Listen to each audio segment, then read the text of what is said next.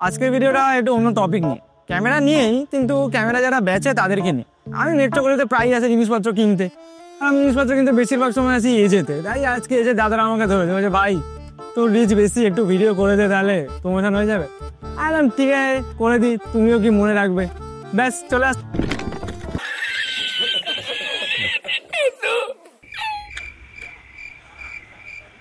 মানে এটা কোনো মনুষ্যত্ব না, এটা মানুষ যে পড়ে গেছে এসে তোলে উঁকি মেরে দেখছে। মানে ওখানে একটা মানুষ পড়ে গেছে, তোমরা এসে এটা মানে তুলবে না? সিরিয়াসলি তোমাদের জন্য প্রমোটটা করছো।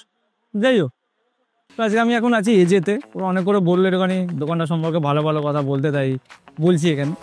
তবে যাই হোক, ইয়ার কি ব্যাপার না, আমি সিরিয়াসলি বলছি। আমি অনেকদিন ধরে এখানে আছি, আমি এদের থেকে অনেক রকমেরই জিনিস কিনি গেজেট ওরিয়েন্টেড। আর সবচেয়ে ভালো হচ্ছে এদের কাছে সমস্ত রকমের তোমরা ফটো এবং ভিডিওগ্রাফি ওরিয়েন্টেড ডিভাইস পেয়ে যাবে। অ্যাকশন ক্যামেরা হয়ে গেল, গিম্বাল হয়ে গেল, লাইট হয়ে গেল, বা মেমোরি কার্ড হয়ে গেল, পেন ড্রাইভ হয়ে গেল, যত রকমের অ্যাক্সেসরিজ আছে সমস্ত কিছু এখানে তোমরা পেয়ে যাবে। এই যেমন ধরো ক্যানন, নিকন, সোনি, যে কোনো রকমের ক্যামেরা রিলিজ হওয়া মাত্র এদের এখানে পেয়ে যাবে।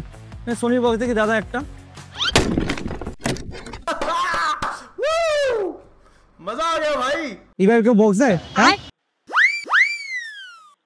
যাই হোক, সোনির ক্যামেরা, ক্যাননের ক্যামেরা, জেডার, নিকনের ক্যামেরা, সমস্ত কোম্পানির ক্যামেরা অ্যাভেলেবল। আর শুধু ক্যামেরা না, বিভিন্ন টাইপ অফ কোম্পানির লেন্স অ্যাভেলেবেল। ফার্স্ট পার্টিতে অ্যাভেলেবেল আছে, এছাড়া থার্ড পার্টিও অ্যাভেলেবেল, কম দামি থেকে বেশি দামে।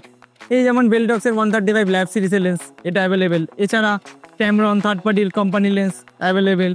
এছাড়া স্যামসাং কোম্পানির লেন্স, সোনির জন্য তো বেস্ট, অ্যাভেলেবেল।